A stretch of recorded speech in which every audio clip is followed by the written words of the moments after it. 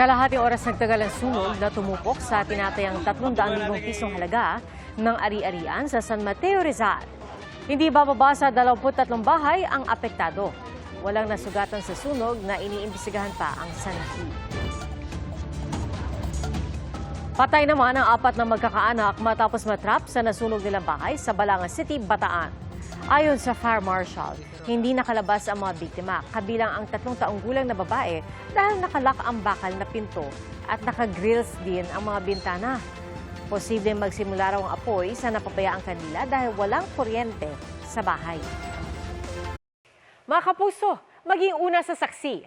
Mag-subscribe sa GMA Integrated News sa YouTube para sa iba't ibang balita.